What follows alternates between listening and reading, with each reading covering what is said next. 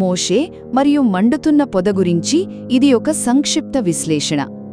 ఈ కథ ఒక సాధారణ గొర్రెల కాపరిది. కాని ఈజిప్టులో బానిసలుగా ఉన్న తన ప్రజల భవిష్యత్తును మార్చే ఒక దైవిక ఆజ్ఞ అతనికి ఎలా అందిందో మనం ఇప్పుడు చూద్దాం. మొదటిది దైవిక ఆజ్ఞ. హోరేబు పర్వతం మీద మోషేకి ఒక వింత కనిపించింది. ఏంటంటే ఒక పొద మంటల్లో కాలిపోతున్నా అస్సలు బూడిద అవ్వట్లేదు.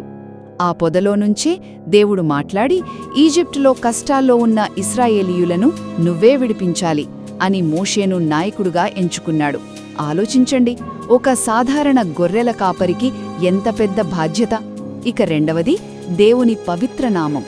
అప్పుడు మోషే, సరే, నన్ను ఎవరు పంపారని చెప్పాలి అని అడిగాడు.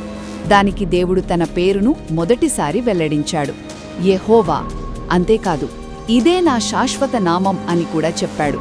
అంటే ఇది దేవునికి అతని ప్రజలకి మధ్య ఉన్న ఒక శాశ్వత బంధానికి గుర్తు. చివరగా అద్భుతమైన గుర్తులు.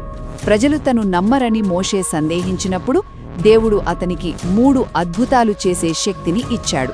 అతని చేతికర్ర పాముగా మారటం, చేయి కుష్ఠురోగంతో నిండి మళ్లీ బాగవడం, ఇంకా నైలు నది నీటిని రక్తంగా మార్చడం. ఇవన్నీ దేవుడే తనను పంపాడని చెప్పడానికి సాక్ష్యాలన్నమాట. అందుకే ఒక మండుతున్న పొద దగ్గర ఒక సాధారణ గొర్రెల కాపరికి జరిగిన ఆ సంభాషణే ఒక చారిత్రాత్మక యాత్రకు నాంది పలికింది.